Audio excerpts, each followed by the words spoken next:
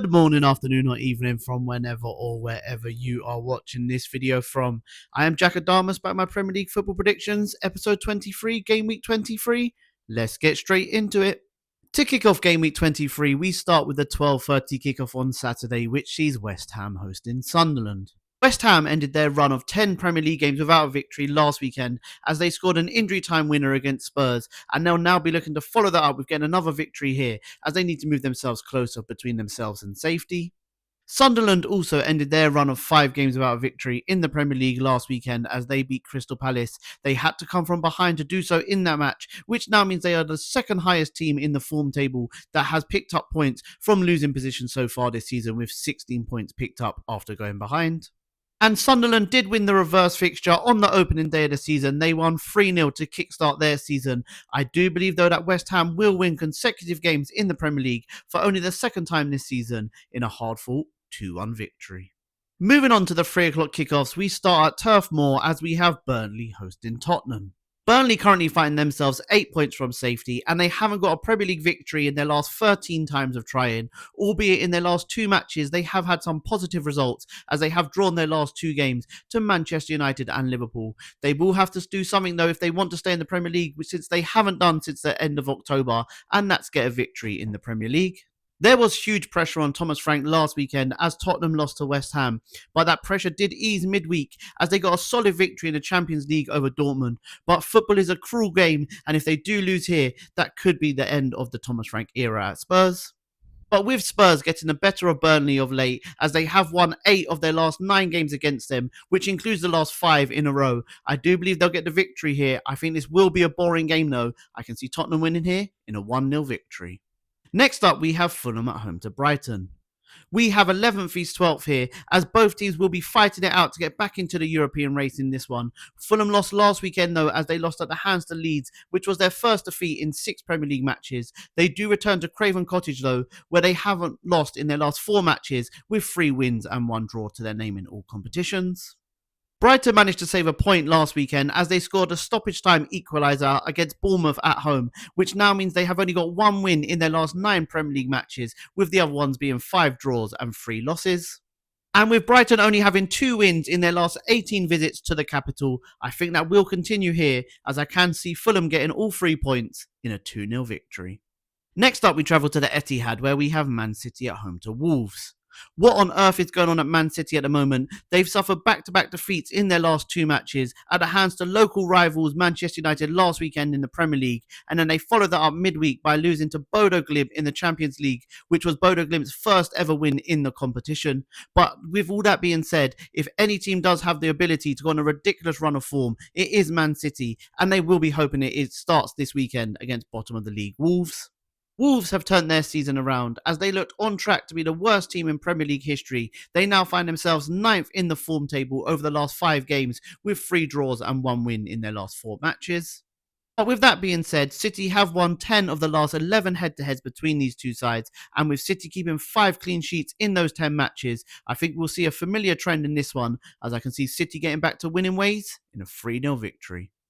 And for the 5:30 kickoff on Saturday, we travel to the Vitality Stadium where we have Bournemouth at home to Liverpool.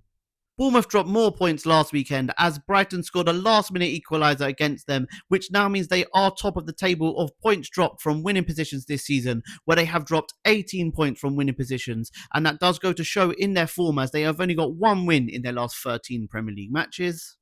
Liverpool continued their unbeaten run with a 3-0 victory over Marseille in the Champions League midweek, which now means they've gone 13 games without tasting defeat, with 7 wins and 6 draws to their name. But that is their problem this season. They can't see games out as they have drawn 4 of their last 5 Premier League matches. And with Bournemouth having an awful record against Liverpool, they've lost 13 of the last 14 head-to-heads between these two sides. Unfortunately, I think that will continue in this one, as I can see Liverpool winning here in a hard-fought 2-1 victory. Moving on to Sunday, where we have 3 games kicking off at 2 p.m, we start with Brentford at home to Nottingham Forest.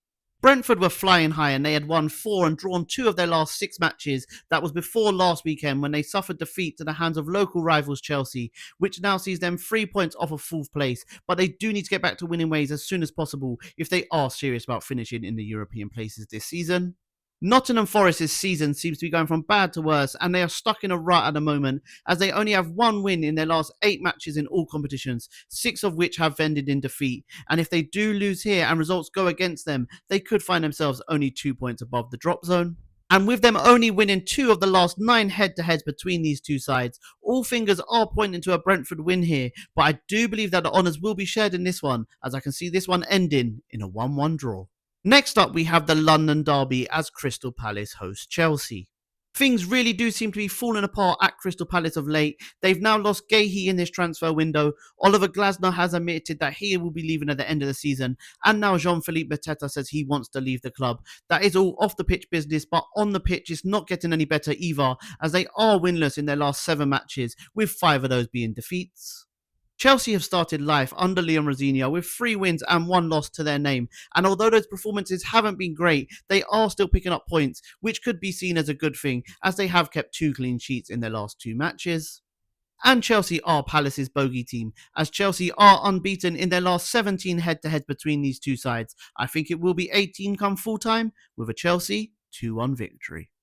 And the last 2 PM kickoff on Sunday sees Newcastle hosting Aston Villa. Newcastle failed to score in their last 2 matches. That was before they played in the Champions League midweek, and they got a 3-0 victory over PSV, which now gives them a good chance of finishing in the top 8 of the competition. They do need to get better though in the Premier League, as they do have a hard run of games coming up. And that starts here where they host Villa. Villa did suffer a major setback last weekend as they lost to Everton, which could have seen them, if they won that game, go 4 points behind Arsenal at the top of the table. They did turn that around quickly though, as they have secured a top 8 place in the Europa League with a 1-0 victory over Fenerbahce yesterday. This is a hard game to predict, but with Newcastle not losing at St James's Park against Aston Villa since 2005, I think that will be the same here, as I can see the honours being shared here in a high-scoring 2-2 draw. Next up at 4:30 on Sunday, we have game of the weekend as Arsenal host Manchester United. Arsenal look more and more likely like they will lift some silverware this season, as they keep winning game after game, like they did against Inter Milan midweek in the Champions League, as they won 3-1 away at the San Siro, securing top spot in the Champions League. They also find themselves top of the Premier League table. They did suffer a blip last weekend though, as they drew that game 0-0 against Nottingham Forest, which I do believe their fan base overreacted to, but it could be PTSD kicking in from seasons before. Manchester United come into this one though, and they look like a completely different team last weekend, as they beat their local rival City in a 2-0 victory, which could have easily been more, as Carrick has definitely handed in a new spark of life to Man City. He also got a win last time he was caretaker manager of Manchester United, against Arsenal back in 2021. But with Arsenal winning the last 4 Premier League games against Manchester United at the Emirates and being unbeaten in the last 6, I do believe that will be 7 come full time, as I can see this one ending in a 1-1 draw. And to round out game week 23, on Monday at 8 PM, we have Everton at home to Leeds. Everton will come into this one high on confidence, as they beat Aston Villa last weekend at Villa Park. Although that was only their 2nd victory in their last 8 Premier League matches, they do find themselves still in the hunt for the top 4 though, as they do find themselves only 4 points off local rivals Liverpool.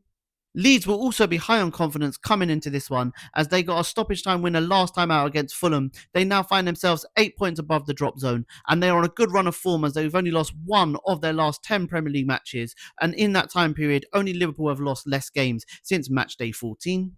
And Leeds did win the reverse fixture in a 1-0 victory on opening day of the season. I do believe though that Everton will get their revenge here, as I can see them getting all 3 points in a 2-0 victory. Thank you very much if you are still here at the end of my video. I really do appreciate the love and support I've been getting from you guys. Please do continue to like, share, follow, but most importantly, subscribe to the YouTube channel. Have a good weekend, guys. And remember, if you don't shoot, you can't score. Bye, guys. Have a good weekend.